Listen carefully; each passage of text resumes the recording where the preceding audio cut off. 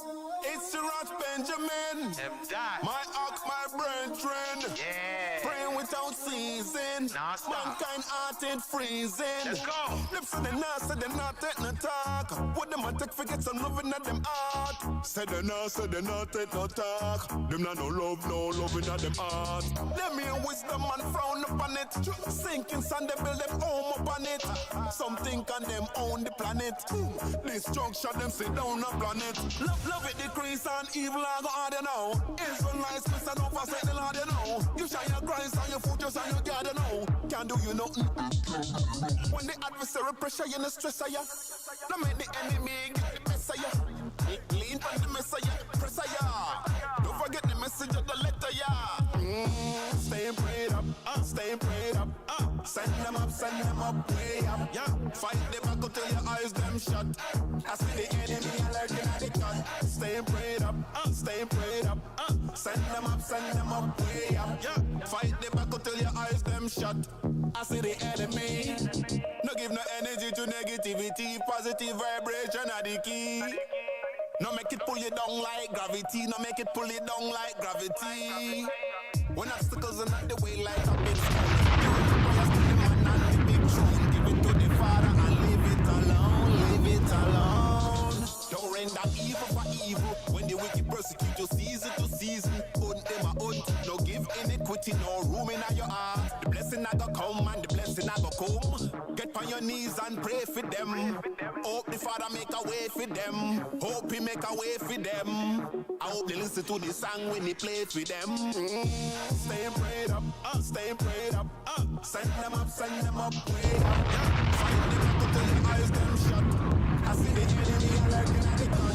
Stay prayed up, Send them up, way up. Fight them back till your eyes them shut. I see the enemy. This is the Born of Levi experience on GOCC Media.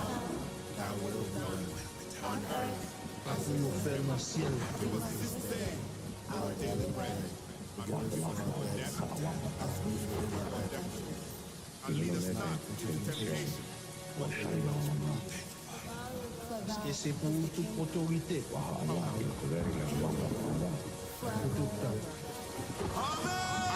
Wickedness can't stand them. He don't wanna condemn them. Most high him reach out them on them, but they don't care. I don't understand them. Wickedness can't stand them. He don't wanna condemn them. Most high him reach out them on them, but them no care. I don't understand them. Palms to the sky, no lie, I send a prayer up. Sins to be cleared up, most high hear us. Blood's crying out aloud, I know you tear up. World's full of wickedness, not be near us. Israel cheer up, demons they fear us. These are the end times, Christ he prepared us. His love is an honor, that wouldn't change up. With the whole armor, we got to stay prayed up. Stay prayed up, stay prayed up. Send them up, way up. Yeah. Fight the battle till your eyes them shut. I see the enemy lurking at the gun. Stay prayed up, stay prayed up. Send them up, way up. Yeah. Yes. We gotta stay prayed up, brothers and sisters. Send them up, way up. And fight the battle till your eyes them shut. All praises be to the Most High. Welcome back to the Born of Levi experience. I am your host, Deacon Gocc. Welcome back, brothers and sisters. I missed you all last week. But you know, during that pagan holiday, they had me working really late. And, you know, I had to prepare for the next day. It was our, you know, as you guys can see, y'all seen the video of our brother, our dearly brother, Sharaf Eric Benjamin, who is no longer with us and is now in the hands of the Father, sleeping in, you know, resting in Abraham's bosom. We did his going away service last Friday, which was a blessing. And I mean, the way we was able to send our brother home, the service was such a blessing. The edification that was given through the sermon, through all of the testimonies, the songs from the choir, it was just a blessed ceremony, a blessed service, and I know he's smiling and he's praying for us there in the bosom, because where he's at, he's good. All right. The wearing out of the saints. Y'all see the title. We're going to talk about the wearing out of the saints. He don't got to worry about that no more. He praying for us now. He praying for us so that way we could get rest the same way he got rest. So praise the Most High that he's in rest right now. And we got to get to where he got to get to, because brothers and sisters, we are in for some serious times moving forward. And I'm telling y'all, if you didn't know that, now you gonna know. And we've been talking about it on this channel for a while, right? But we're going to continue talking about it. And brothers and sisters, if I'm coming in nice and clear, I need you to do me a favor really quickly. Please drop a quam in the chat if I'm coming in nice and clear, if you guys can hear me. Please drop a quam in the chat so that way we could get started with today's broadcast. All right, all praises, all praises, all praises, all praises. I want to give all praises to the Most High, Ahaya, Ashur, Ahaya, which is what I'm saying is in the Hebrew, I am that I am. That's the name of the God of above all gods. In the name of his son Yeshua, who the world ignorantly calls Jesus Christ, our Savior. Right? Thank you for the qualms. Thank you, thank you, thank you. Y'all see the title of tonight's discussion. I'm gonna be really quick tonight. Ain't gonna be too long, right? For some of y'all, it's still a school night and a work night, or preparation for work tomorrow, right? So we're gonna talk about it. The wearing out of the saints, brothers and sisters. You don't want to miss out on this. Hit that like button on your way in, and if you're new to this channel, welcome. Hit that like button also, and also subscribe too. You're helping us. You help us out very much, right? But stay tuned. The wearing out of the saints up next. This is the Born of Levi experience on GOCC Media. Yes, yes, yes, yes, yes, yes, yes, yes, yes. Welcome back, welcome back. And remember, brothers and sisters, remember to stay prayed up, man. Beautiful, blessed song from our brother, man. And that song is a testimony, man. He left that song for us, understanding the times that we coming into, man. Understanding what we gotta endure, moving forward. He didn't know he was a prophet. He didn't know that he was speaking that song. He wrote that song prophetically for us, for this time. But understand that the Most High got us, and I'm gonna show you that through the scriptures. But I want to talk about that briefly. I pray that you all are doing blessed. I pray that you all are doing well. I pray that you all also had a blessed feast of dedications, right? Clap it up for the Most High for that, right?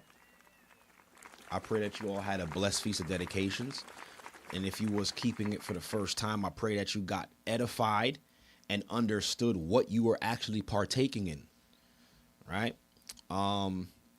Yeah. Welcome back, welcome back. So we're going to talk about it. The wearing out of the saints. And it's weird how this always happens. I woke up this morning, didn't know what we were going to talk about until later on this evening. I was able to put my thoughts together and allow the Most High to download some information into my thoughts. And what I want to say to begin is understanding that there's too much noise going on. And when I say noise, y'all gonna understand what I mean by when I say noise. Sometimes our lives be so noisy that we can't even hear the Most High speak. And I know and I truly understand that it's done that way purposely by the enemy, by the way this world is designed and how it's ran and how the world is running us. Because believe it or not, brothers and sisters, we're running. We're on a hamster wheel. Every day, night in and night out, we're doing the same thing, working these same tedious jobs. It's like you go to sleep and you wake up and you go right back to it. And I said, and this is why I was saying our lives is so noisy. Everything around us is chaotic. Noise. You're always on the move, especially for those who live in New York. Y'all understand what I mean. New York is such a different place. And I understand why a lot of insight comes out from New York when it comes to politics and what's happening geopolitically. Like I'm not downplaying no other states, but something about New York. When I say New York, I'm talking about the city, not the whole state. The city part of New York. And when I look at New York and I look at LA, I believe LA would be like the city part of the whole California, whatever the case is, right? The major city. These two cities kind of run almost the same way. But New York is a little bit more different. Like New York is really a place that just don't sleep. I mean, it could be 3 o'clock in the morning. You want to get somewhere, you'll be able to get there. Public transportation is literally 24 hours in New York. So in New York, like I know for me, I'm able to see things differently. And I'm able to see the scriptures differently because I operate in this place. I was born and raised in New York. I still work in New York. I got to commute there every day. So I could see things scripturally right in my face.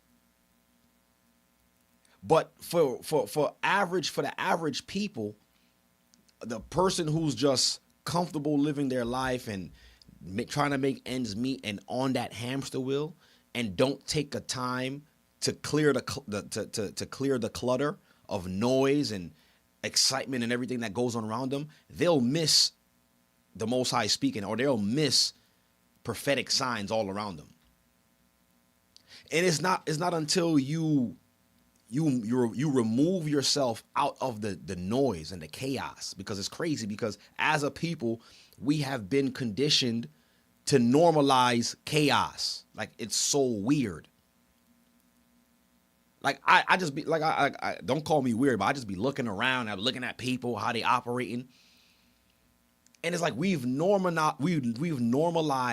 chaos and being busy and trash all over the place. I'm watching the other day. I'm at work and I'm looking at this older man. He looked like he could have been in his 40s, 50s. I'm on 125th in Harlem. 125th in Harlem. If y'all go there, it's like the 80s over there. You got fiends leaned over on a park bench. They smoking crack right at the bus stop. I'm telling you right now. I'm not even like dragging it. I'm not making this up. I literally see people smoking crack at the bus stop. Like, it's really crazy. But I'm on 125th. I'm working, whatever the case is.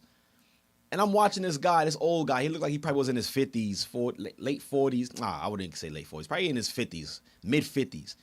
He's eating this thing. He's eating. And then when he's done with it, he just takes it and just throw it on the floor. Like, just throw it over his shoulder and just garbage all over. I'm like, yo, how did we normalize this behavior? How come that's okay? Like, how come in his mind said, yo, I shouldn't litter because this is my neighborhood. I live here. And for some reason, something about New York, it just normalizes chaos, the noise. And this is why I said our lives is so noisy.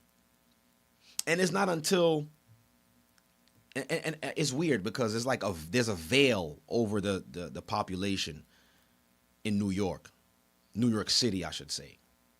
This is my take. If you live in New York, you may not see it the way I see it, but this is how stuff is coming to me.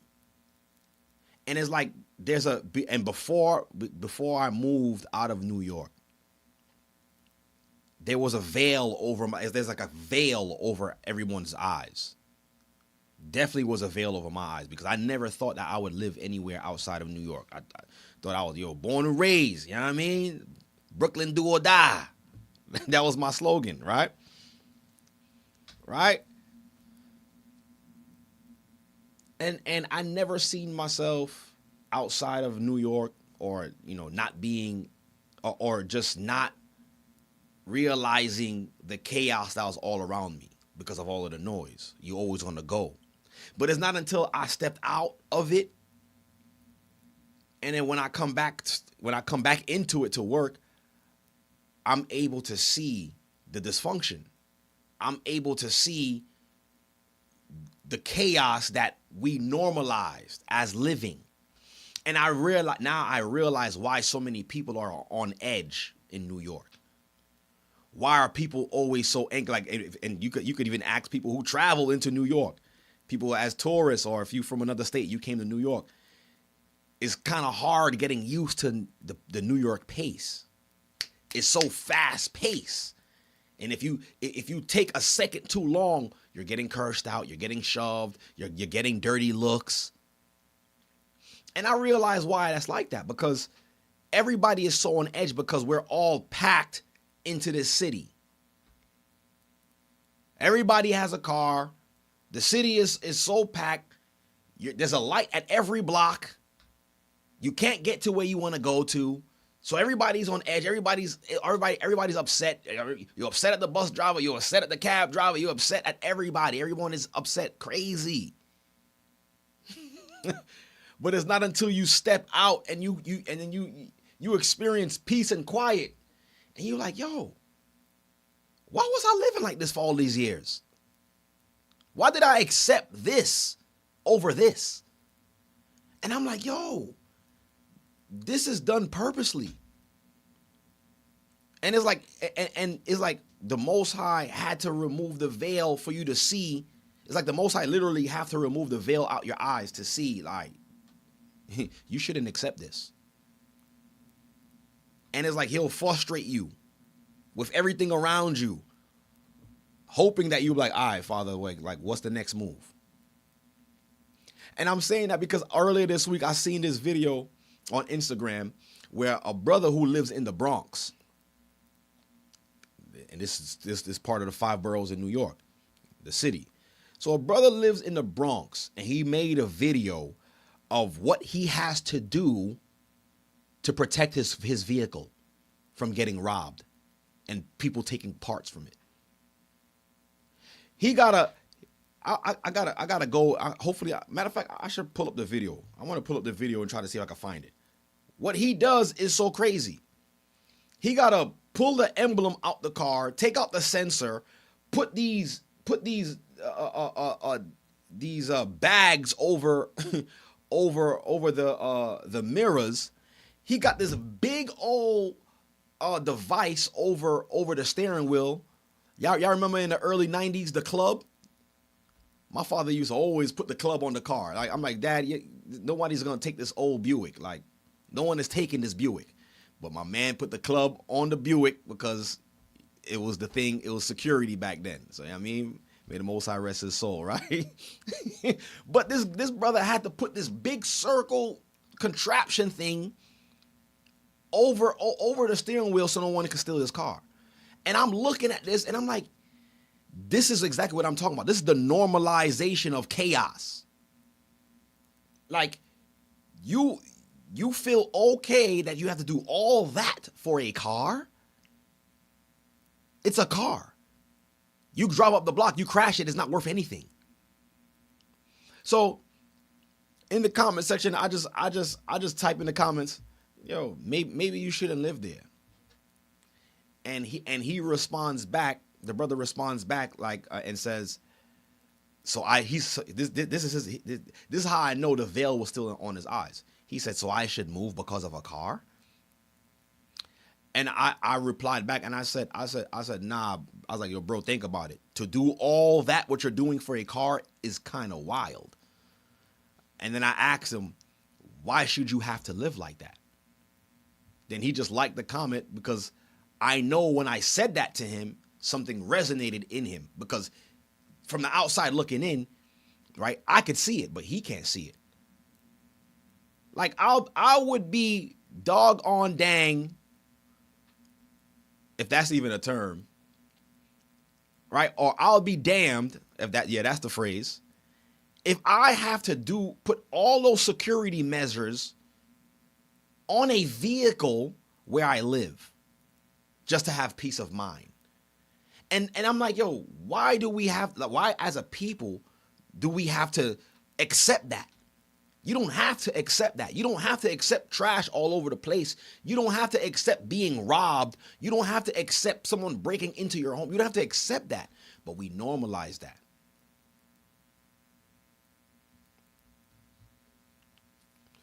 And with all of that noise going on all around you, how can that person see the Most High or hear the Most High when he's calling you? Because you're so worried about protecting your car from being grand theft.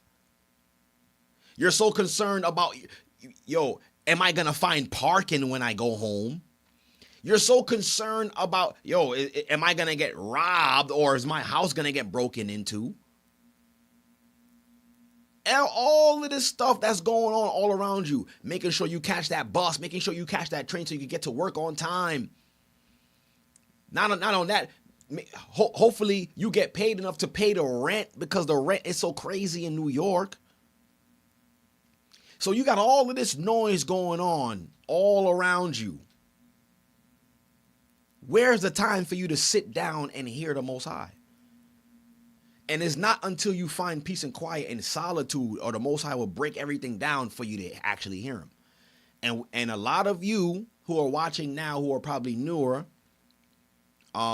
experience that during 2020, where you had no choice but to stay in the house and do nothing. Because you lost your job, whatever the case is. Everything is shut down. You can't go to the movies. You can't go to the park. You can't do nothing. So you was just in your home, in your own space, in your solitude. Then now the Most High can speak to you because there's quiet now. And I'm starting to believe is these cities are purposely run this way so that way the average person could never find God.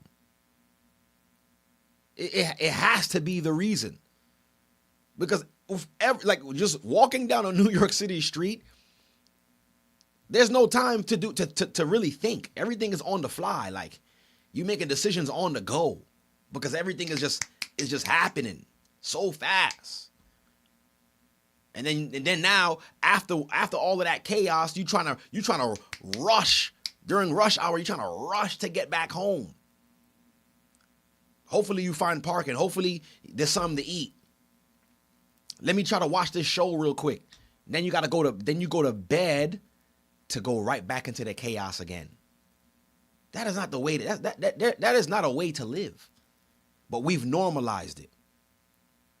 And the powers that be, or the powers that shouldn't be, they've done a great job. They've done a great job with constructing these cities and constructing the society in a certain way to keep us on a hamster wheel, to keep us always on a go, keep us always worrying about a bill. We got to pay this. You need money for this. Because think about it. Everybody is chasing a dollar. Everybody, when you leave your house in the morning, you going to work, whatever you drive, whatever it is that you're doing. You hustling, you doing Uber Eats, you doing Uber, you doing whatever it is you're doing. You're doing that because you're chasing a dollar. You're hustling for a dollar. So they got you hustling for a dollar. Mind you, it's a promissory note. It really means nothing. It's not backed by anything but by your good faith. So you're hustling for that all day. This is how they got this is how they got our lives programmed. So now, when you try to introduce God to somebody like, yo, when we talking about God, I gotta pay these dang bills. What do you mean, God? My baby need milk. Where God at? Where's God when I'm buying milk for my baby? So now it makes you question, where's God? It can't be a God. How come my life is so crazy? Hence, they are wearing out the saints. And this is what came up in my mind today, observing all of this. I'm like, yo, they're literally wearing us out. They want all of us out the way. They want all of us gone. Just imagine this big old earth. Think about it, y'all. This big earth that the Most High created for us, all of us. He didn't just create it for the rich. He didn't just create it for the wealthy. He created it for the rich and the poor. But this big old earth that we're supposed to share, there's a group of people on this earth that don't want you having any part of it. They don't think that you deserve to have this earth. They don't think that that you were created to partake in the goodness of this earth. Can you imagine that? You know how sick you have to be as a person? You know how sick as an individual you have to be to not want another person to enjoy the earth the same way you're enjoying it? What I do to you? Who are you? But we accept it. We normalize it. We accept it. We stay in the chaos. We busy. There's noise, all noise. Now we can't hear the Most High. And it's gonna take these certain events where the Most High has to stop the earth to call you so you can hear Him. Would it be too late by that point? By that time? Will it be too late? And this is what I was seeing. And like I said, being from New York, we see the world a bit different. Right? I'm not saying that wherever you at in this country, you don't see the world a certain way too, but I believe it's just different here in New York. It's different in LA, these major cities. We could see life a little differently. And we could paint the picture a little bit different from how you may paint the picture because of what we see through the scriptures and what we see in our faces from day to day. Right? Let me read this with y'all real quick.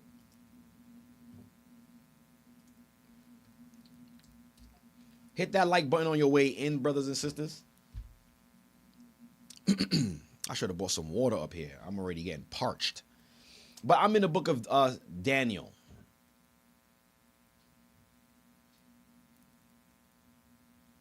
Where we at? Daniel 7. Let me show you this. Daniel 7. Right here. I'm gonna start at verse 24. Listen to this. This is the vision that was given to Daniel of the 10 horns. Right? And we believe and we understand that right now we're living in that last empire, the final beast, which is Rome. But I want you to understand this. We understand that the 10 horns is represented by Rome and the European Union. That's the breakdown that we have. That's a breakdown that we have the understanding of. And you would know that if you was to join the Hebrew and Bible Academy, right? The Hebrew and Bible Academy, brothers and sisters, you don't want to miss that. I'm telling you, a whole bunch of information comes out of that Hebrew and Bible Academy. But nonetheless, let me say this real quick, right? I'm gonna read this. So listen to this. Daniel 7:24 says, "And the 10 horns out of this kingdom are what? Are 10 kings that shall arise." So the 10 horns are part of that last kingdom, which is Rome. "And another shall rise after them, and he shall be diverse from the first." So this last kingdom that would arise from the 10 European unions would be this place called America. We understand as the daughter of Babylon. And what? And he shall subdue 3 kings. Look, and he says, and he shall speak great words against the Most High. This kingdom would speak great words against the Most High. And shall wear out the saints of the Most High. Right? So this final kingdom that will arise will wear out the saints of the Most High. And when you think of what it means to be worn out, you're weary, you're tired, right? You can't catch a break. You just doing the same thing. So this kingdom is designed to wear out the Most High saints. So it's not by accident or coincidence why we're in this predicament. We're always on the go. Sometimes they feel like you don't even have time to even scratch your head. Like, yo, I can't even scratch my own head. Like, what's going on? I'm always doing something.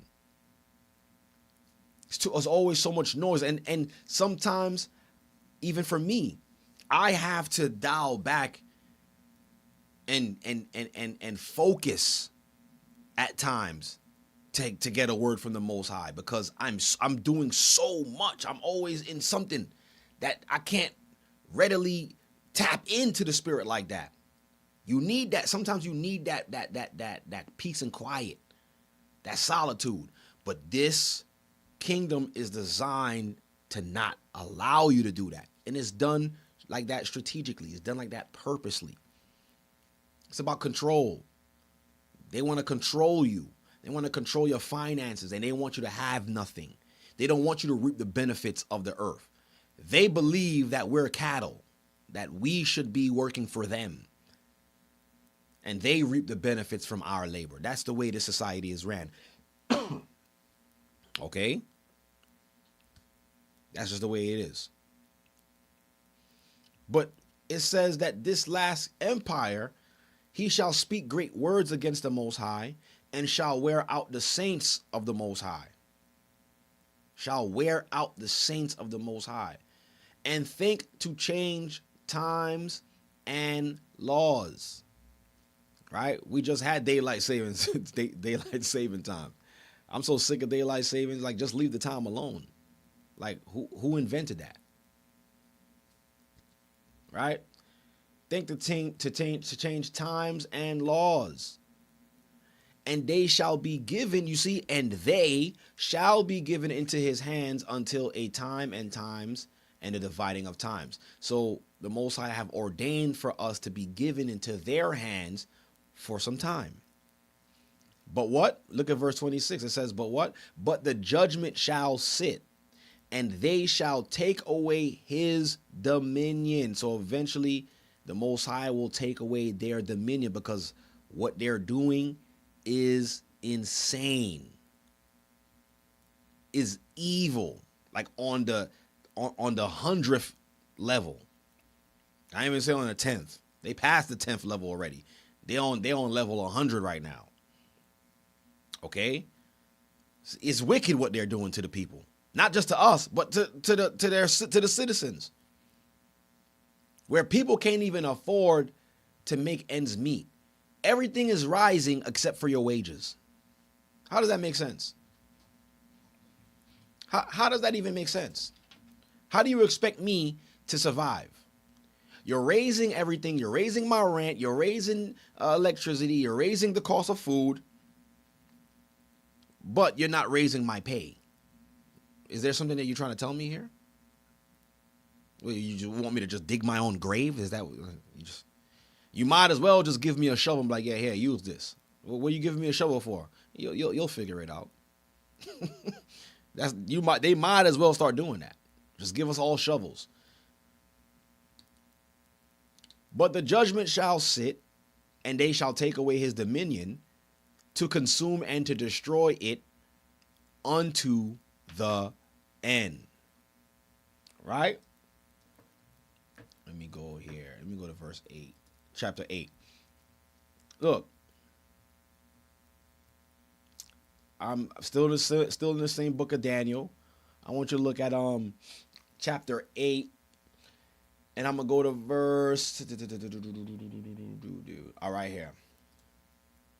Matter of fact, I'll start at verse 24. Matter of fact, start at verse 23. Look at this. Daniel 8 and 23. Look at this. And in the latter time of their kingdom, when the transgressors are come to the full, a king of fierce countenance and understanding dark sentences shall stand up.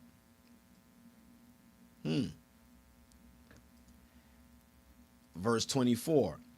And his power shall be mighty, but not by his own power, and he shall destroy wonderfully, and shall prosper, and practice, and shall destroy the mighty and the holy people. So this particular king that shall arise in this last kingdom, he will destroy not just the holy people, but also mighty people.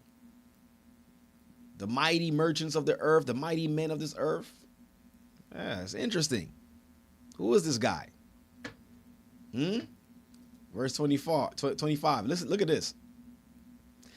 And through his policy he shall cause craft to prosper in his hands. And he shall magnify himself in his heart. So now, look, so I want to do this real quick. Let me go into the Strongs, and I want you guys to see the word there for policy. Look at this. Let's go into the Strongs. Let's go into the Strongs for the word policy, right? And it says, and through his policy. Look at what it breaks down to.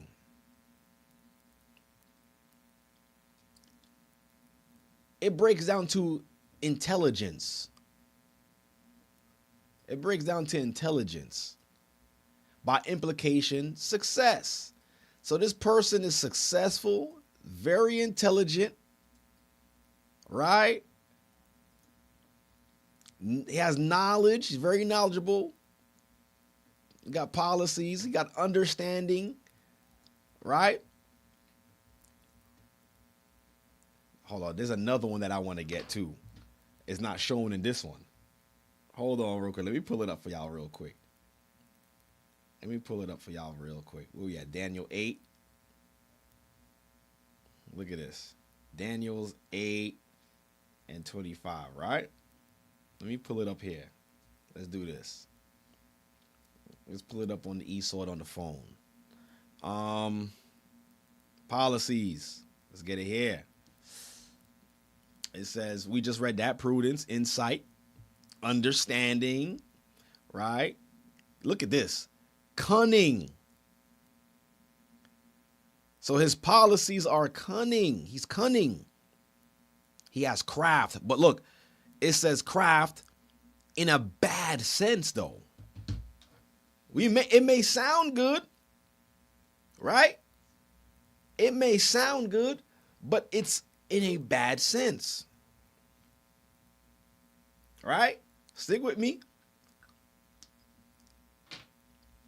Cunning, craft, in a bad sense, though. Right?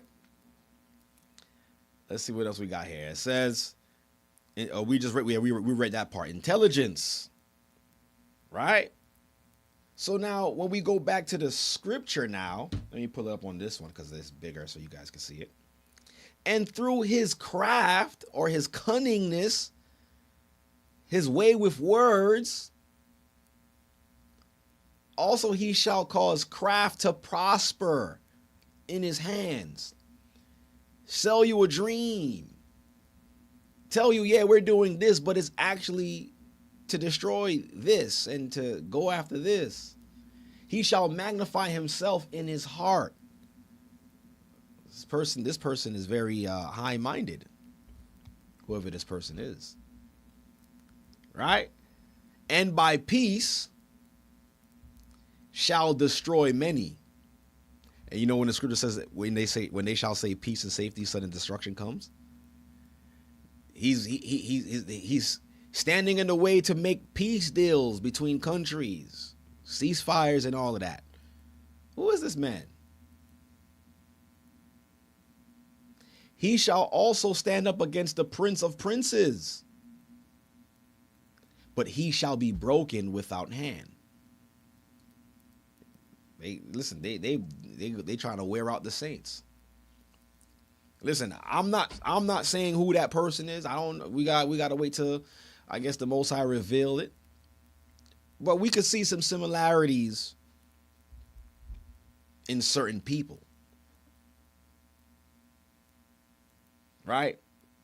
His policies, he's very crafty, he's very intelligent. He makes these deals.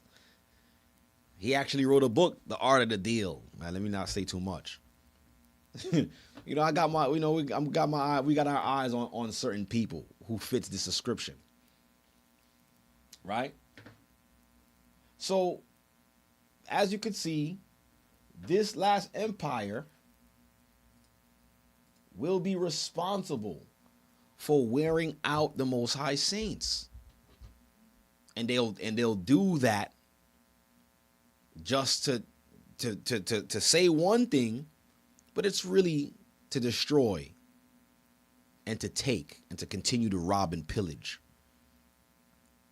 Okay? Should I play that video first? Now, matter of fact, I didn't want to talk about that first. Let's talk about this. Let's go here. Are you tired of reading the Bible and not really understanding what it means? Sorry. Let's look at this. I don't know if any of y'all heard of this, of what he was trying to do.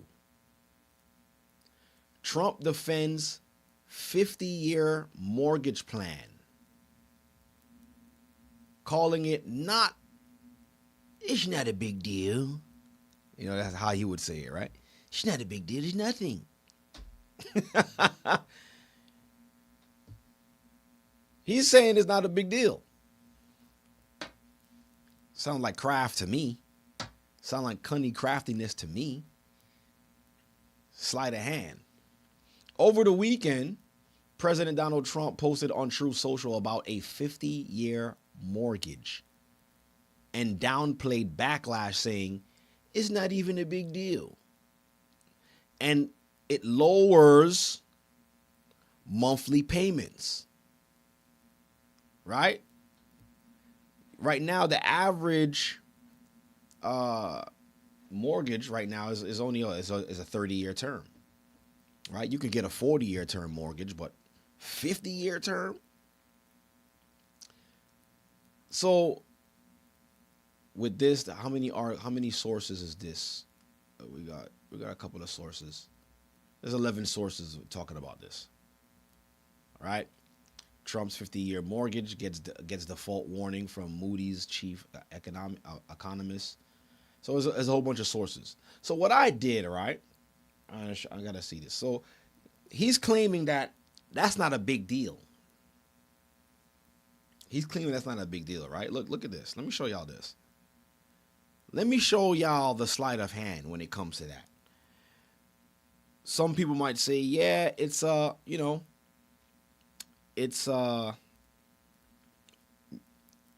a good deal. You'll get cheaper monthly payments. Okay, but is that all that you're doing? And mind you, we spoke about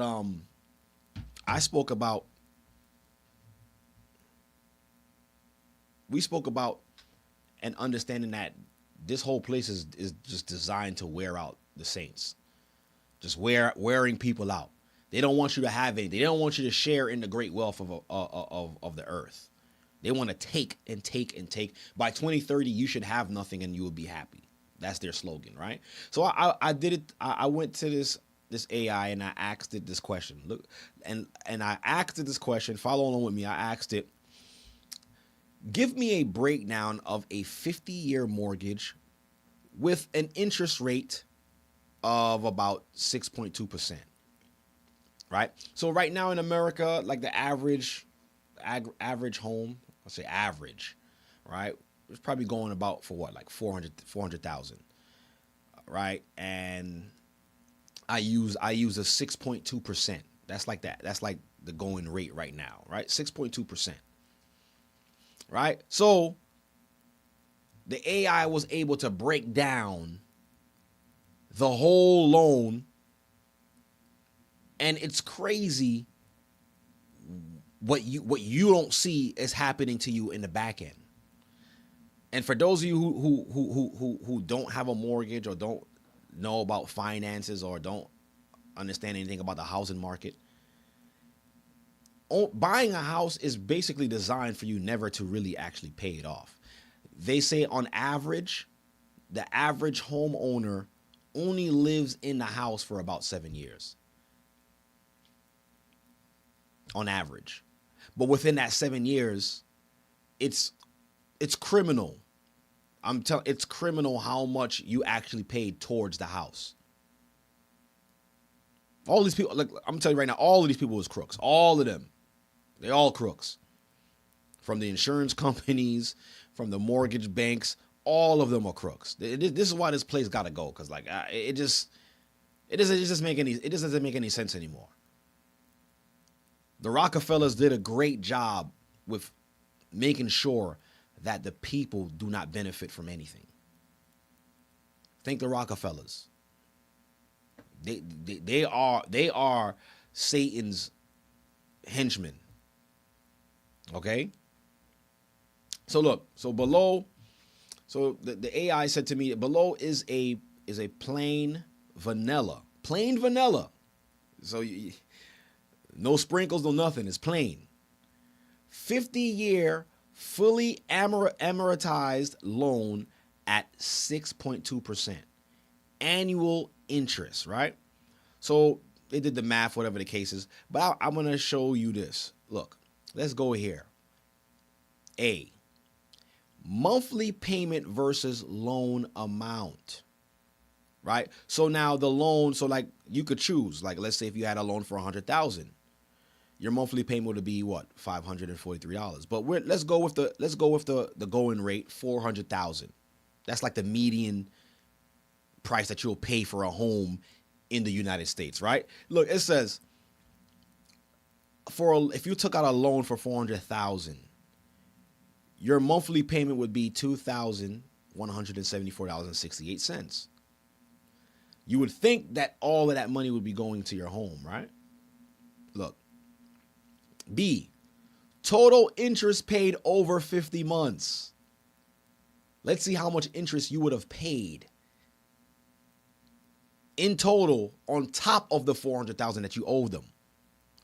And this is why the Most High didn't want us using usury. Look at this. For the same $400,000 loan, the total interest you would have paid is $904,808. More than double than what you took out. This is craft at its finest right here. For him to go on Truth Social and say it is not a big deal, oh yeah, it's a very big deal. You could fool everybody with saying, yeah, low monthly payments, yeah. But look what they're getting. Look what they're getting in the back end. Look what they're getting in the back end.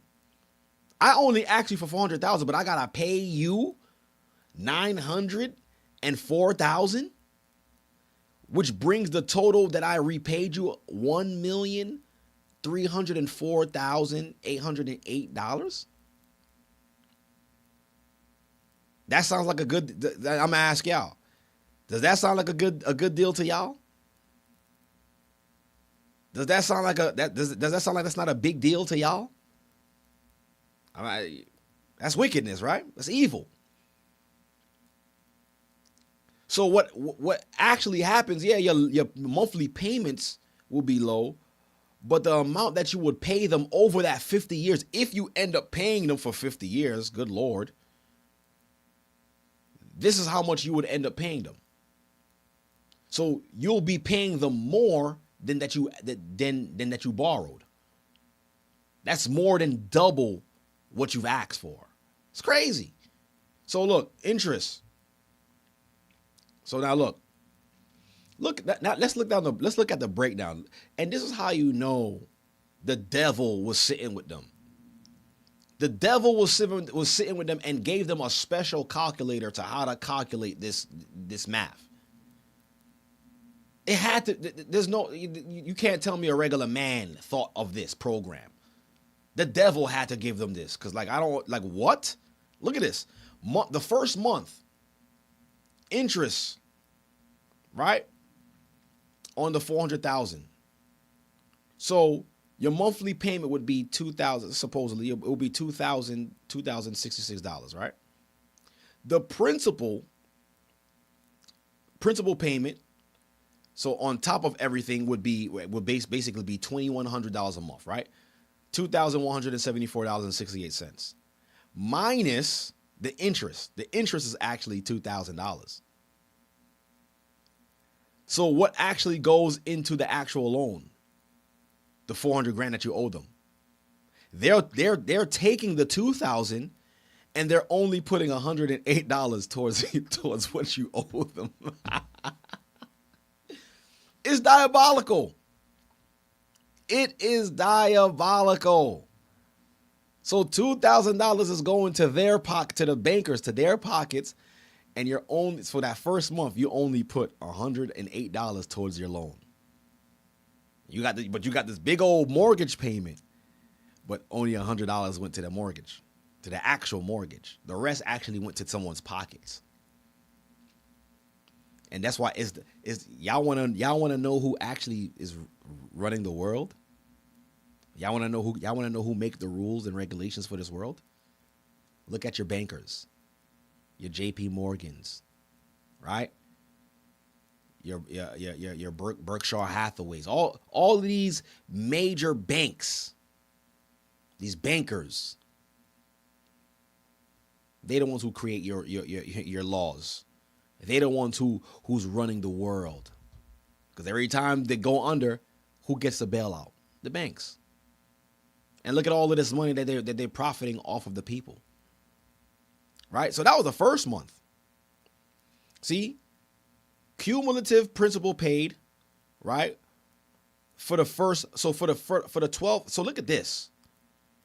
At the end of the first year of you paying that mortgage, 12 months, your balance of $400,000 went down to $300,998. Cumulative principal paid, you had a monthly payment of $2,100, but at the end of the year, your mortgage only went down $1,300 for the year. You paid $1,300 towards your mortgage. And you actually paid $24,000. $24,000 went to the bankers' pockets. It didn't go to your loan. It went to someone's pocket. Now you tell me, does that sound like a good deal to y'all? Look at this. Month 60. Right here.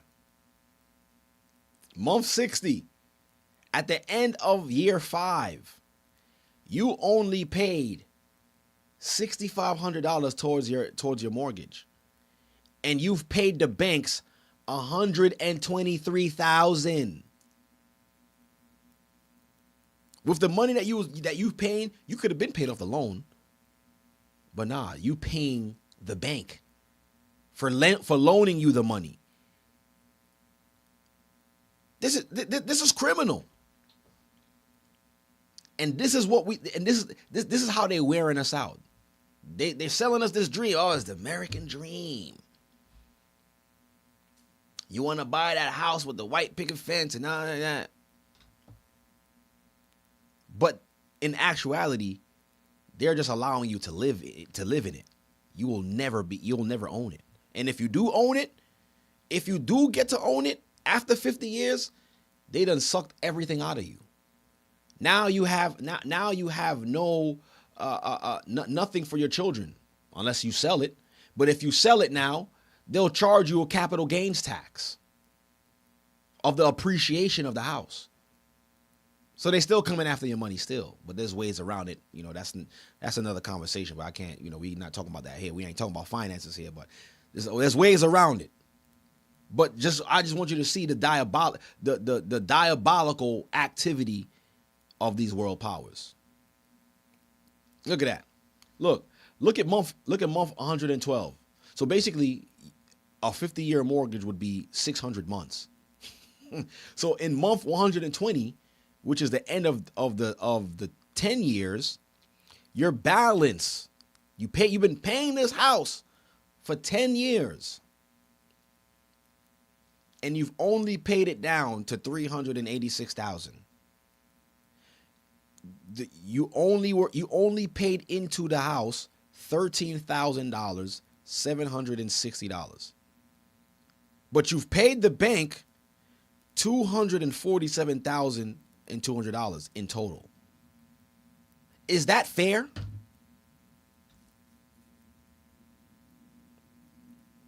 No one don't see anything wrong with this, with the math. Look at this. Look what the AI said. It said, notice how slowly principal declines after 10 years. You've paid off only 3.4% of the loan after 10 years. And you got to work this job. You got to sweat, losing time from your family for this. What type of life is this? Rule of thumb shortcuts. All right, we don't want to talk about this. So basically it says break even point. You won't break even until month 420 or 430. Basically 35 to 36 years of the loan. That's when you will break even.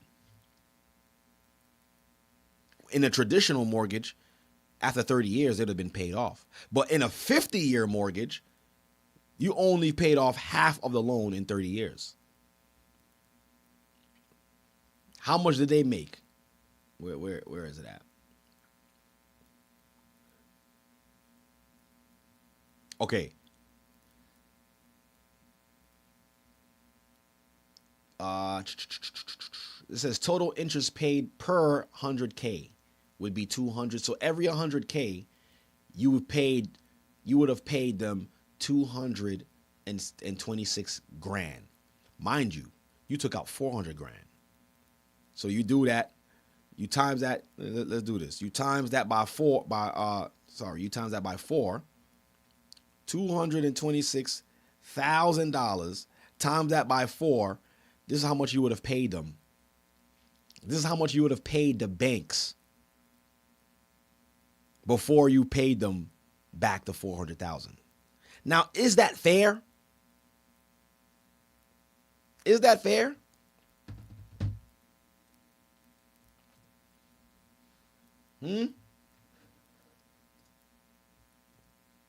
It's diabolical what they doing to us. But the Most High said that they will wear out the saints of the Most High. And we will be given into their hands. But the Most High said the judgment shall sit, so we don't got to worry about that.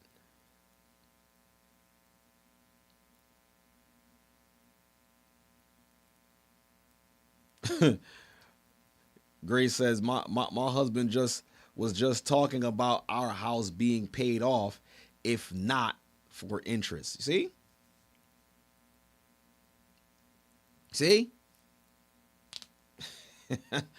Somebody asked, do y'all, in parentheses, Gocc, celebrate the new moon? Yes, we celebrate the new moon. We celebrated the new moon last Shabbat when the sun went down. We ushered in the new moon, or the new month of for the winter. So at the end of the Feast of Dedication, we ushered in the winter feast. It's one feast in the same, so it's two, basically simultaneous. Basically, so it's one feast, the Feast of Dedication, then it brings in the new moon, or in Hebrew, the new month for winter. So yes, we do. But we don't follow it according to the Jewish way, or looking in the sky and looking for a full moon. We don't do that. All the new moons, all the changing of seasons, all of the Sabbath, all of the feasts of the Most High lands and falls on Sabbath days. All of the feasts of the Most High falls on Sabbath days. Feasts that he has ordained from the beginning, they fall on Sabbaths. So if your feast is not falling on the Sabbath, you are not following the proper calendar. You're following a Babylonian calendar that was given to you by white European Jewish people. But yet we want to tell them they going in chains, but we following what they doing. We got to make it make sense. We God's chosen. We the Most High's chosen people, but we following their calendar. We following their holy days. We're on when they following it. We calling upon the name of their God. We got to make it make sense. But yeah, it's diabolical. It's diabolical what they doing to us. It's crazy. And he had the nerve to say, oh, let me get this out of the way. He had the nerve to say, a 50-year mortgage plan is not a big deal. Yeah, for you. You ain't paying a mortgage. And you're in cahoots with the banks. He's actually going to profit through the stocks growing extra, what's the word? Enormously, or whatever the word is.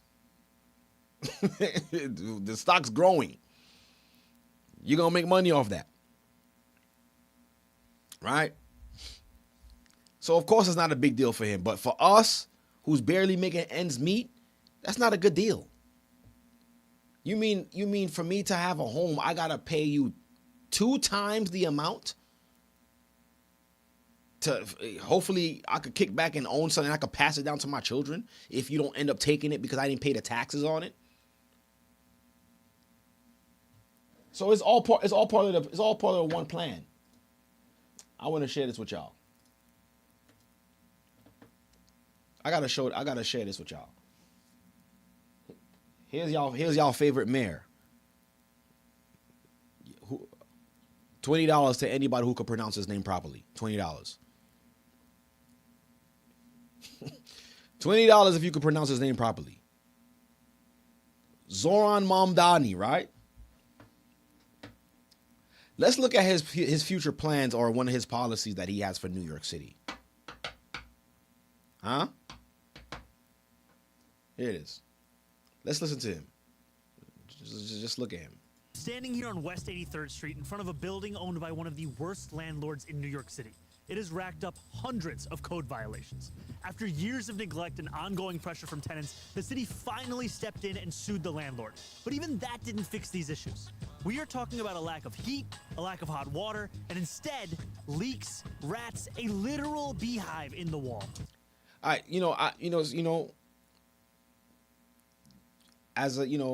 just to, help him out a little bit. Yeah, there are some landlords who are very bad landlords, and they should just not be landlords. Like, they have no clue on what they're doing with their property. And to a certain extent, a lot of these properties in New York, they're rat infested, roach infested, not upkept, not well maintained, need a lot of renovations, not up to date.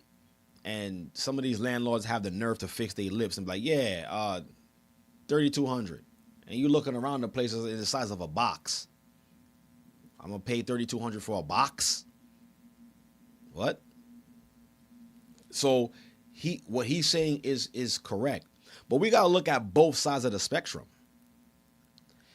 In New York favors tenants. So if I'm a landlord and I have a bad tenant that has not been paying me for years, and I take them to court, the court will allow that person to remain in my house and not pay no rent while they're destroying my property, right? They're not paying no rent. So if you're not paying me no rent, how am I supposed to pay for repairs? So what he's not saying is a lot of these landlords are just retaliating on bad tenants and just, all right, I can't get you out. You ain't getting no hot water, you ain't getting no heat. We ain't fixing nothing until you decide to leave. Then they'll renovate and then they'll rent it out for more. So there's two sides to the story, but it's all about grabbing people's stuff, people's wealth, people's legacies. Housing isn't just more expensive than ever, it's falling apart. But what's Mayor Adams doing about this? The same thing as his real estate donors, nothing. That's why I'm announcing a plan to overhaul the mayor's office to protect tenants, bringing code enforcement under one roof and making sure that... See, it's about protecting the tenants, but what about protecting the landlord? That's someone's investment property. That person worked hard to buy that piece of property, that building. For me to just let a tenant just live in it rent free, but still expect me to fix stuff all around the house, and you ain't paying me a cent in 12 months, huh? Agencies are working together to hold bad landlords accountable. Starting on day one, we will expand the city's special enforcement programs, doubling fines for hazardous violations and tripling them for conditions that are immediately dangerous. So if you put in all these fines on me, that's one, and I have a tenant that's not paying me, how am I supposed to pay the fines and fix the apartment because of the fines? First of all, I can't fix the apartment because my tenant is not paying. And on top of that, so I can't fix the apartment. So now I'm getting fines. So if I can't fix the apartment because my tenant is not paying, how am I going to pay the fines? But I want you to understand, this is what they're going to use. This is what they're going to do to be able to steal your property and take it right from you. They know what they're doing. So when they were allowing tenants to live in your home or your apartment building, whatever the case is, and they're incentivizing them not to pay, they knew exactly what they were doing for this moment right here. And when a really bad landlord, like this guy, refuses to fix it, the city's gonna step in, make the repairs, and send them the bill. You see that? Now the city, for some reason, now the city cares so much. The city will step in, make the repairs that you didn't ask for, and then give you a bill like, yeah, you got to pay for this.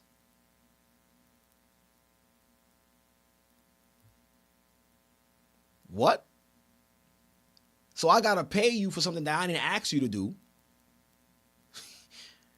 And if I don't pay it, you're going to seize my property and declare it, the city owns this now, because you have a debt that you got to pay with us.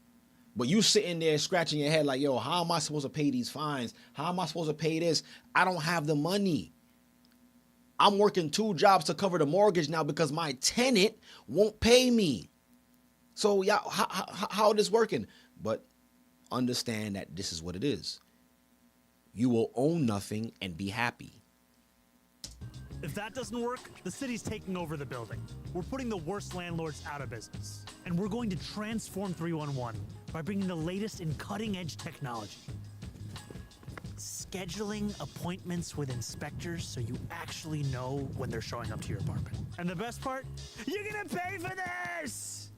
You see that? You see him? You're gonna pay for this. Look at the ideology of these people, bro. But actually, bad landlords are going to pay for this. So he would consider them a bad landlord, but I bet you that landlord would have another story. Like I say, I'm not excusing the real bad ones. Like there's some real bad landlords. But what about the landlords that really cannot afford to upkeep the property because they have tenants that are not paying? I had a coworker, right, who recently bought a home, and he had a 2-family house and he had tenants. His tenant decided they weren't going to pay. Now he was stuck with a $4,500 mortgage bill that he had to pay. And when I say that brother was doing overtime like there was no tomorrow, my man lived in the job, bro. I felt so bad for him. Because he had a tenant that decided that they were not going to pay. So would he be considered a bad landlord if he didn't have enough money to upkeep the property? Is that a bad landlord, or does he has a circumstance that he has a bad tenant? Now that tenant would go to the mayor's office or the city hall, wherever they go, and file a complaint against this bad landlord. Yeah, we don't have no heat, we don't have no hot water, we don't have none of this stuff. Now the city will come in, not knowing that tenant is not paying. That's the reason why that's the reason why the landlord can't even afford to fix the apartment that you're living in. So now the city would be like, all right, yeah, you're a bad landlord. Yeah, we're gonna fix all these things. Now you owe us.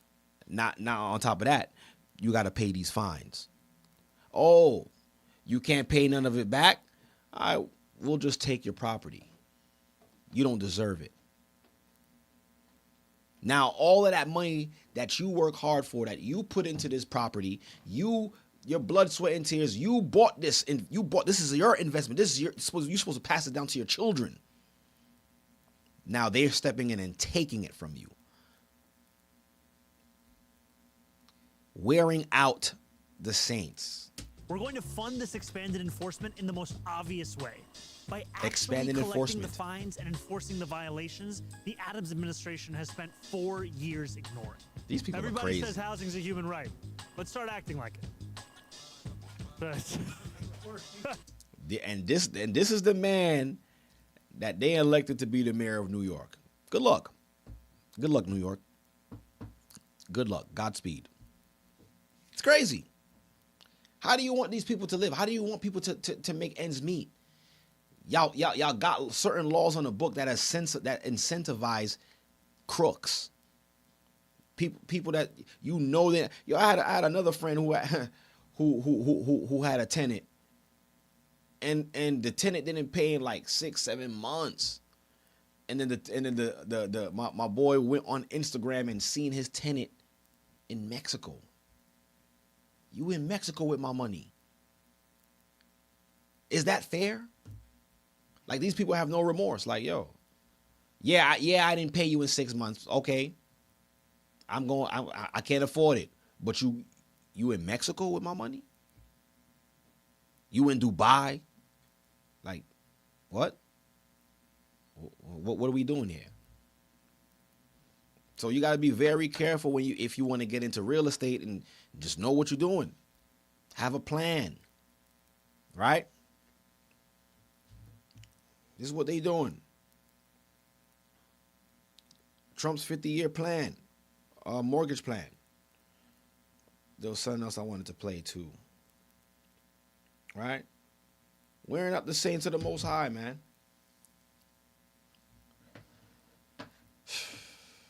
Matter of fact, let me play this video. I seen this video, and this is off of the topic of I guess the mortgage payments and all of this stuff, all this madness that these people are doing, finding ways to just cut us off at each turn. Like, the way they designed this thing for us to really just lose our minds, and be like, you know what, just put the barrel to our head and be like, you know what, I'm done with this. This is what they want. And if they can't get us out the way by us having like a heart attack or a stroke because of stress, this is how they doing it. Let me show you something. This is exactly how they doing it. Where is it? Where's that video? Oh, matter of fact, before I play that, let me show you this one. This one is along the same line with the same fraud and all of this stuff. Look, take a look at this. I seen this one today, and I was like, yo, wow. Take a look at this. Where's the volume? Oh, give me 1 second. Give me a second. Let me show y'all this. This right here. This is diabolical on another level, right? So let's take a look at this. I don't know what he's dealing with, but a courtroom confrontation look, today. They stealing black people homes in New York City. And when they say the they, you already see who the they are. Look at them. They stealing black people homes in New York City. Look.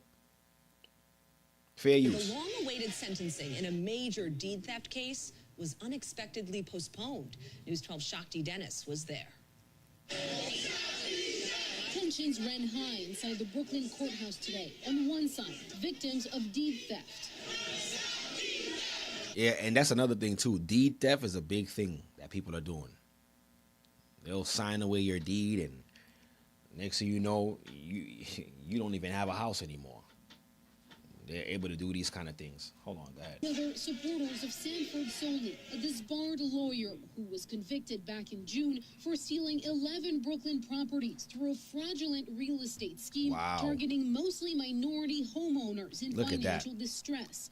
Targeting minority homeowners. Like they'll just never stop, bro. Like we already don't even have nothing. And the little bit that we have, y'all want to take that from us too. Let alone y'all walking around with our wallet, our identification. Y'all claiming to be us, and that's not even enough. Now they want to take our homes right from under us. Good Lord. Like, it's like what I was saying. This earth the Most High created is so big. And he created for all of us to share it, but they don't want us to have no parts of it at all. These people are wicked. Supposed to happen today, but last night some victims learned that it had been postponed. Lawyers say Solney hadn't met with probation because of the Jewish holidays. Still, some victims came to court anyway, only to find dozens of Solney's supporters there too. Look, y'all see that? Hold on. Sentencing was supposed to happen Look at this. today, but last night some victims learned that it had been postponed. Look at this. Lawyers say Solney hadn't met with probation because of the Jewish holidays. Still, some victims came to court anyway, only to find dozens. Look at this. Of Solney's support. Look how many Jewish people came up to support a crook. My man is stealing people's deeds. And they're showing up in numbers supporting him. You see, that's one thing you got to give them credit. At least they stick together, even if it's through the good and the bad.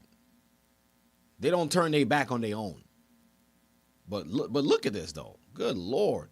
He told me that I should not come today. Why can't I show up today as a victim? Why didn't you call all of them and tell them not to show up? See? Inside the courtroom, the judge set a new sentencing date and allowed one victim who traveled from out of state to read an impact statement. He took away my property. He took away my choice. Mr. Solney harmed me and left me with a short end of the stick. Why should he even get a trial? Look what you do to these innocent people. Look what you do to these people, hardworking people, bro. Our people. We just minding our business. We working these jobs. We just trying to have a little something for our families, but y'all taking that from us too. His attorney says he respects the court's decision, but claims the victims are not telling the full story. What? The victims are not telling the full story that you stole from me? Like, what else is there to talk about? Like, what? What's the full story? You stole. Like, I don't got to say anything else. Of making a false representation, punishment will ensue for that. But this persistent notion that all of these individuals were hapless, unknowing, unintelligent individuals is just wrong. Victims and advocates say they're frustrated. Yo, you see, you got to be a different type of person to be a lawyer for a crook. Like, what type of heartless person that you got to be to defend a crook? What type of mind do you have that you know the person is dead wrong, he's lying, but you got to defend this person. You got to represent this person in court. And you're lying to your teeth, through your teeth, to defend a crook. You don't feel like, how do you sleep at night? Like, how do you go to bed? Like, you feel good that you're helping a criminal run free so that he could go and do it again to more people? You got to be a special person to be a lawyer, man. I couldn't be a defense lawyer for a crook. I couldn't. My conscience wouldn't let me, or wouldn't allow me to sleep. At dawn, some are still fighting to keep their property. It destroyed our lives. They took more than 13 years away from us. The new sentencing date grimy, is now bro. set to November 12th, and on that day, more victims are expected to address Sony directly and tell him how this whole situation has impacted them. In downtown Brooklyn, Shakti Dennis, News 12 Brooklyn. Downtown Brooklyn. Good old Brooklyn. You see? See? These people don't care. They and like I said, they think we're cattle. That's why they feel like they could do what they want to do to us with no repercussions. They feel like we deserve to reap the benefits from the cattle. They're nothing. They're goy. They're nothing. That's how they think. That's how they think.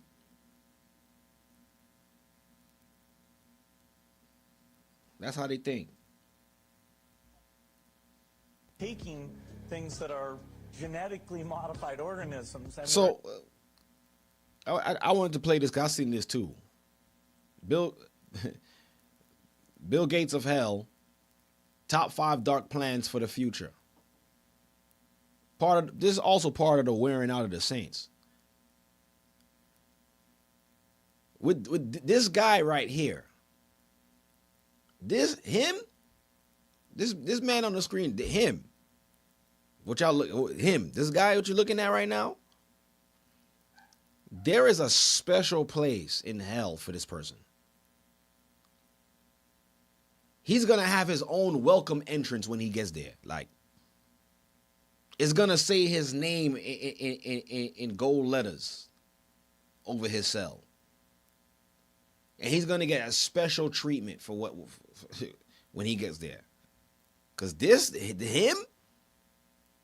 him. injecting them in little kids' arms. We just shoot them right in. Let me play it back. We're taking things that are genetically modified organisms and we're injecting them in little kids' arms. We just shoot them right into the vein. Like, no, and he said that openly. Like, we're taking genetically modified things and putting them into people. Like, that didn't raise not one alarm, like not one red flag at all. The pandemic will come. We focused on preparation. 6% of global emissions Hold are on, cows. Injecting them in little kids' arms. We just shoot them right into the vein. Another pandemic will come. We focused on preparation. 6% of global emissions are cows who burp and fart methane to an extreme degree. You can either fix the cows to stop them doing that, or you can make beef without the cow. You could fix the cows to make them stop doing what they're supposed to do naturally, pass gas, or you could make meat in a lab. And guess what, brothers and sisters? I don't know if I saved it. I'm gonna look for it. Y'all know that they're selling lab-made human meat in stores. I'm gonna find that video. I'm gonna share it with y'all. So best believe they already been creating these lab-grown meat of cow. You think you eating beef, but it's been grown. It's been grown in a lab. All they do is take the stem cells of that particular animal and create the meat. things that are genetically modified organisms, and we're injecting them in little kids' arms. We just shoot them right into the vein. Another pandemic will come. We focused on preparation. 6% of global emissions are cows who burp and fart methane to an extreme degree. You can either fix the cows to stop them doing that, or you can make beef without the cow. Can Microsoft founder Bill Gates control the weather? Well, according to a patent application recently released to the public, Gates and several other co-inventors seem to think that they can, at least when it comes to hurricanes. Which then has this effect of reducing population growth. That's this big benefit. And we're taking depopulation. You see, these people don't want us to. They don't want us to share the earth with them. They don't want to share the earth with us. These people do not want to share the earth with us. They acting like they created the earth. They acting like they created the earth, and we just can't share it. That y'all just want us out the way. Pretty much. We're only good for labor and nothing else. That's basically what I'm getting from all of this. Right? We're only good for labor. It's insane. But guess what? The Most High got a plan. The Most High got a plan for them. And a plan for us. So I want you all to understand. The Most High sees what they're doing to us. The Most High sees it. And the Most High will put an end to it eventually. But we must go through this process. It's a normal process. It's not normal, but I would say it's a needed process. Because there's nothing normal about what these people are doing. It's not normal. It's insane. But it's a needed process that the Most High is putting us through. A purge. A state of correction. Right? So don't think for one second the Most High is not looking down and not considering us and don't see what's going on. Because if it was the case, we would have been out of here a long time ago. It's the Most High that's preserving us to this time, to this day. It's the Most High that's giving us the strength to endure what they're doing. Because to endure what they're doing, like you can't be a natural person just to endure this. The Most High Spirit got to be with you. And you could tell the people that's giving up, the people who are strung out on drugs and just living how they want to live, these people gave up. They've been worn out to the point to the point where, they feel like there's no hope. So I might as well be a junkie. I might as well turn to drugs. I might as well give my body away. I might as well just give up on life. It's easier to beg. I might as well just beg than go and get a job. It's easier. They gave up. That could have been us. But the Most High didn't let that happen to us. The Most High didn't put us in that situation. He gave us the spirit of resilience. He gave us the ability to persevere.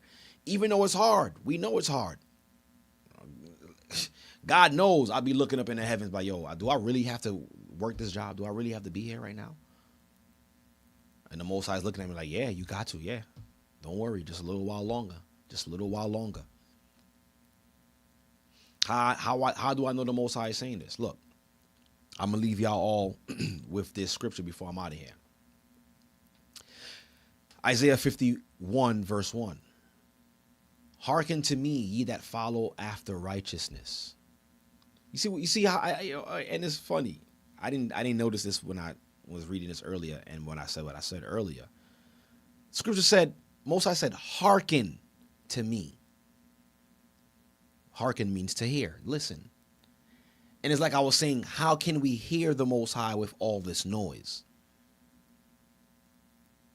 You can't be within you can't allow all that noise to overtake you if you're trying to hear the Most High. You're not gonna hear him in all this noise, in this chaos. Sometimes you may need to take some time off and just you and the Father, you and your thoughts. Decompress. Right?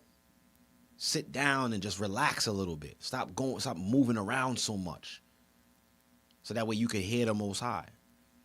He said, hearken to me, ye that follow after righteousness, ye that seek the Lord. See, you that seek the Lord, look unto the rock whence ye are hewn, and to the hole of the pit whence ye are dig. Look at this. Look unto Abraham your father, and unto Sarah that bare you. For I call him alone, and blessed him, and increased him. See? Look at Abraham as the example. For the Lord shall. So the word there, you see that shall there? It's a sure word. It's a definite, it's an absolute. You can't change it. So he said, the Lord shall comfort Zion. Comfort is coming. He will comfort all her waste place, and he will make her wilderness like Eden, and her desert like the garden of the Lord. Joy and gladness shall be found therein, thanksgiving and the voice of melody. Hearken unto me, my people, and give ear unto me, O my nation. For a law shall proceed from me, and I will make my judgment to rest for a light of the people. So the judgment that he will render to these evil and wicked doers will be the light for us to understand, like, yo, the Most High did not forget us. My righteousness is near. My salvation is gone forth. Like, salvation has already gone forth. You just got to go and you got to obtain it. You got to want salvation. It's already there for the taking. My salvation is gone forth, and mine arms shall judge the people. The isles shall wait upon me, and on mine arms shall they trust. Lift up your eyes to the heavens, and look upon the earth beneath. For the heavens shall vanish away like a smoke, and the earth shall wax old like a garment, and they that dwell therein shall die in like manner. But my salvation shall be forever, and my righteousness shall not be abolished. So it don't matter all the wickedness that they're doing. If one never picked up the Bible at all and just looked at what was going on around them and what's going on TV and music, you will just think that the world is just pure evil. But the Most High said his righteousness shall not be abolished. So righteousness will also reign. It may not be as magnificent as evil, but you will find righteousness, because not everybody want to live righteous. It's easier to do evil than to do good. The reason why it's easier because it's people are more comfortable to fulfill the lust of their flesh. It's more comfortable. It's more pleasing to do that, right? Verse 7. Hearken unto me, ye that know righteousness. So those who know righteousness, those who have decompressed from all the noise and are seeking after the Most High and looking for a word. It says, hearken unto me. Listen to the Most High. Don't let these world powers, these situations, what they're planning to do, put fear in you. Look towards the Most High for answers. Don't give up hope, because I'm telling you, I'm in it with y'all too. Sometimes it feels like it's hopeless, but this is a necessary process. Hearken unto me, ye that know righteousness, the people in whose heart is my law. Fear ye not the reproach of men, neither be ye afraid of their revelings. So we see what they're doing. You see all of the stuff that they're trying to impose on our people, taking away rights, taking away our things, making it hard for us to obtain anything. Most High said, don't fear these people. Don't even be afraid. Because he's still going to make sure you eat every day. He's still going to make sure you have clothes on your back. He's still going to make sure you have a roof over your head. Don't matter. Don't worry about what they do. All right. It says, for the moth shall eat them up like a garment, and the worm shall eat them like wool. Now, when you see this, where is this talking about? When they get to their final destination, worms gonna cover them, moth gonna eat them up, right? Place of torments. But my righteousness shall be forever, and my salvation from generation to generation. So from each generation, the Most High shows his salvation. The Most High has been preserving us since the slave ships. If that was the case, we would have been gone already, eradicated, but we're still here. Children of slaves, descendants of slaves, still here persevering. And they looking at us like, yo, how are these people still alive? No matter what programs we put out there, no matter what health programs we put out there, no matter what type of restrictions and taxes we put on these people are still here. And they still having babies. Like what? What? Look, awake, put on strength, O arm of the Lord. Awake, as in the ancient days, in the generations of old. Like this is what we're saying. Like, yo, show yourself, Father. Like, yo, come and destroy these people, like how you did in the past. Look, art thou not it that hath cut Rahab? And Rahab is another word or symbolic word or a name for ancient Egypt. Aren't you not him that destroyed Egypt and cut it off? At one point, it was a superpower at one point of the world. At one point, Egypt. He said, art thou not it that have cut Rahab and wounded the dragon, the devil? Art thou not it which have dried the sea, the waters of the great deep, that have made the deeps of the sea a way for the ransom to pass over? When the Most High split the sea, remember? It's him. Therefore, the redeemed of the Lord shall return and come with singing unto Zion, and everlasting joy shall be upon their head. They shall obtain gladness and joy, and sorrow and mourning shall flee away. Right? That's coming. I, even I, am he that comforteth you. Who art thou, that thou shouldest be afraid of a man that shall die? You ain't be afraid of these people, because the same thing gonna happen to them that's gonna happen to us. Everybody's gonna pass away. We're all men, so they gotta meet the Maker the same way we gotta meet the Maker. So what are we afraid of them for? Who art thou that thou shouldest be afraid of a man that shall die? And of the son of a man which shall be made as grass.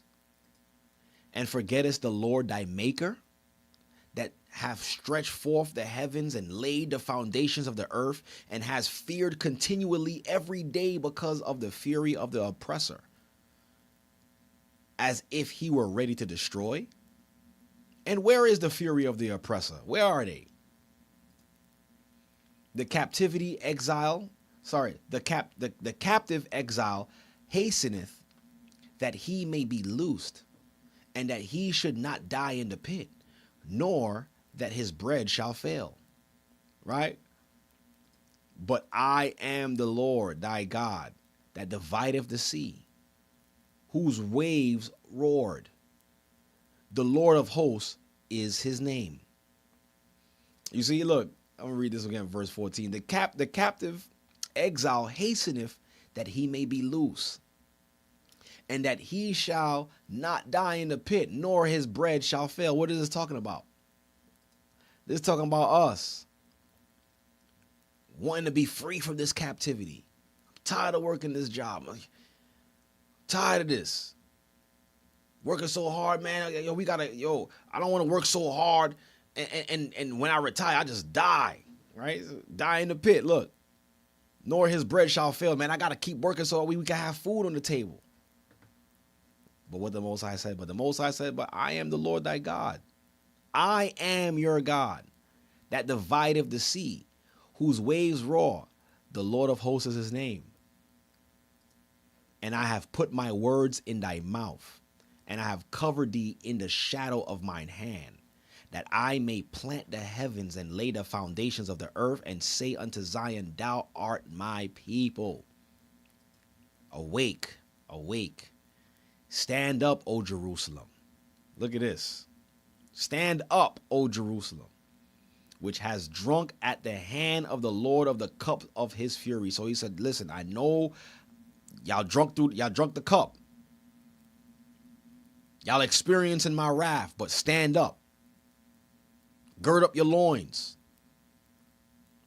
This is what the Most High wants us to understand through this chastisement, through this captivity. It's hard, yeah. But the Most High is saying, stand up. Why? Thou hast drunken the dregs of the cup of trembling, and wrung them out.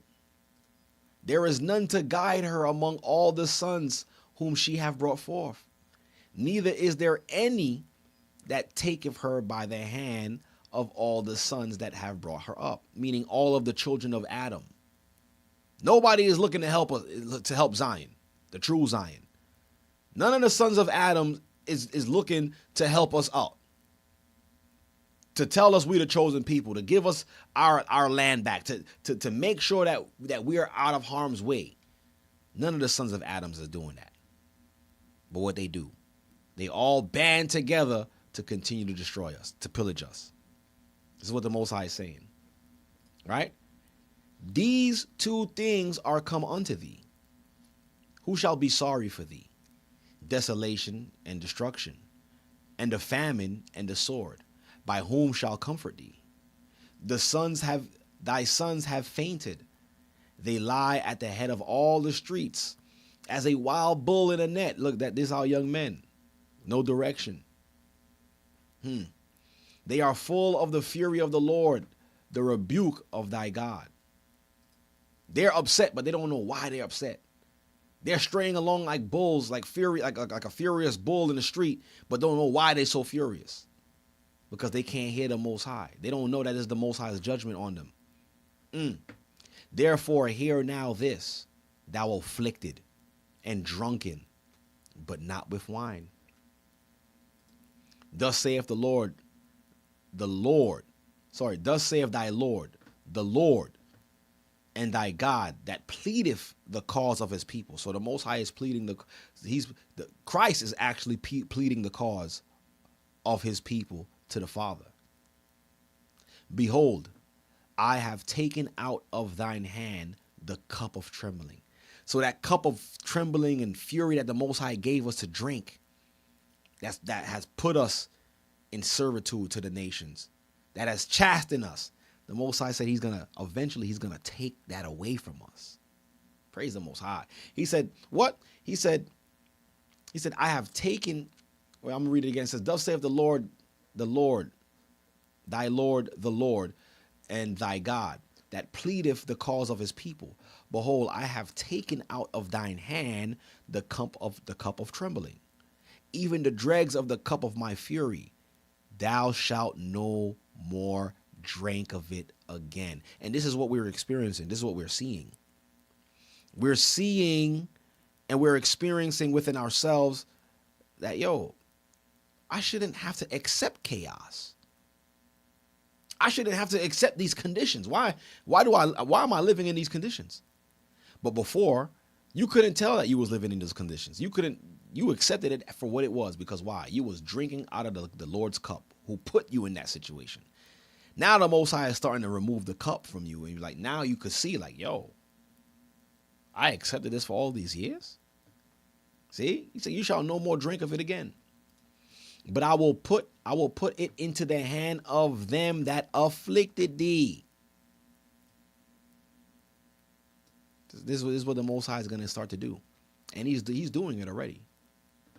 But I will put it into the hands of them that afflicted thee, which have said to thy soul, bow down, and we may go over. and thou hast laid thy body as the ground and as the street to them that went over.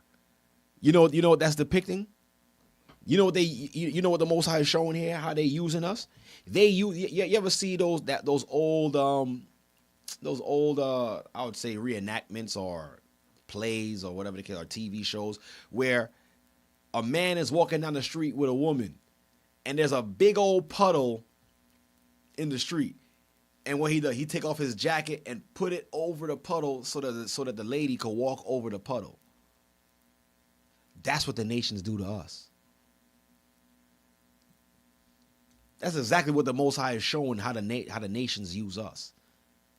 But I would have put it into the hands of them that afflicted thee, which have said to thy soul, bow down, that we may go over. Lay your body on the street so we can walk over you. You gonna do the hard work. And thou hast laid thy body as the ground. You see, we have our blood, sweat, and tears is on this soil. We built this place, yet they don't even want us to share it with them. Thou hast laid thy body as the ground and as the street to them that went over. That's how they use us. We're nothing. We're the human commodity. That's what we are to them. We're cattle. We are to be used and disposed of. You shouldn't want equal rights. What you need to be, what you need rights for? You don't need more pay. What you need money for? You're gonna give it back to us anyways. You don't need human rights. We don't consider you as 3/4 of a man. This is how they look at us. And this is why that Jewish man was able to steal from hundreds of black people, minorities, and think nothing of it, using us using us as a shield over a puddle to walk over us. But the Most High said, don't worry, what goes around, sure enough, comes back around. Thus saith the Most High, and thus shall it be, so be it, Aman, Aman, sealed in the heavens. Sealed in the heavens. Let me play the thunder for that. Play a bomb for that. So don't worry about it. Don't worry about it. Their day is coming. It's coming. And this is the reason why they're so frantic right now. They're doing all of this stuff. They got to hurry up by 2030. So you got to make sure they don't have nothing. It's okay. Look, because they know what's coming. And and believe it or not, brothers and sisters, they see and they know that we're waking up in mass numbers. This is the reason why they want you to vote. The voting is a casting system, is a caste system that they use to see how involved are we and where we are voting politically. Where we vote politically shows how we think. The fact that a lot of our people is not voting Democrat anymore, they're showing that there's a shift in how we're thinking. Right? So all of these, they're keeping tallies on a lot of stuff. How many of us are not giving our children the juice anymore when we take them to the hospital? They're keeping track of all of that. They understand that we're not buying it anymore. They know that a lot of our people is not even into these holidays anymore. That means their gods no longer have power over us during these holidays, where we want to spend our money and give our wealth back to them to put presents under a tree. They know. They are aware that we have awakened. So this is the reason why they got to ramp this thing up. Because it's only a matter of time till we look to the hills and be like, nah, my conditions is look at how I'm living down here, but look at them up there. What are they doing? And we go up there and like, nah, yeah, this is where y'all at? All right, we want this. It's only a matter of time. It's only a matter of time. But yeah, this is how they're wearing out the saints. And there's more that I could have went into. So much more that they're doing. But I just wanted to keep it short and sweet, nice and brief. And just, hopefully that you guys were able to understand from the picture that I painted. Right? I just want you guys to understand that. And also, brothers and sisters, I want to mention, I mentioned it earlier, that we have a new installment of the Hebrew and Bible Academy that will be starting Sunday, December 14th. A new session of the Hebrew and Bible Academy. Please, brothers and sisters, do yourself a favor. I shouldn't even have to beg you.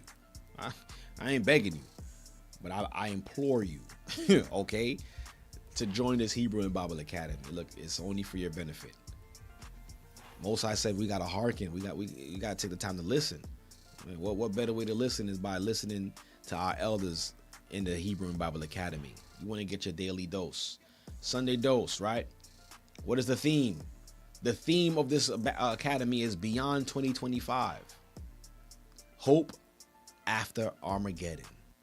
So, brothers and sisters, do yourself a favor and enroll in the Hebrew in Bible Academy, brothers and sisters. This has been so fun. All praises. I'm happy that this was edifying. And I hope this brought some clarity and some comfort to all of us. Because listen, I'm out there with y'all too. I'm still in the workforce.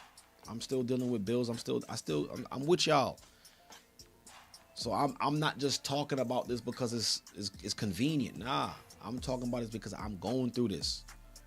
I see it. I'm with y'all. We all in the same boat. Right? We here. We ain't got nothing left. What we got left? So, praise the Most High that, I could talk about it with y'all. So, don't worry about it. The Most High is confirming that, listen, pretty soon they gonna drink from that same cup that He made us drink. They thought it was all good when it was happening to us. Wait till it start happening to them. Just wait. They're not built like us. So I really want to see how they're gonna react, because they're not built like us. There's no way they could have survived slavery, bro. There's no way. They're not built for that. There was no way they would have never been able to survive it the way we survived it. They're not like us. So the table's gonna turn, and it's the Most High is slowly turning the tables. We seeing it.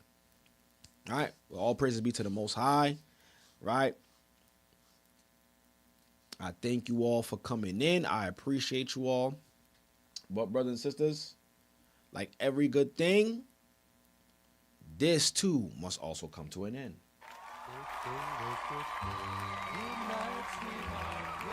Right?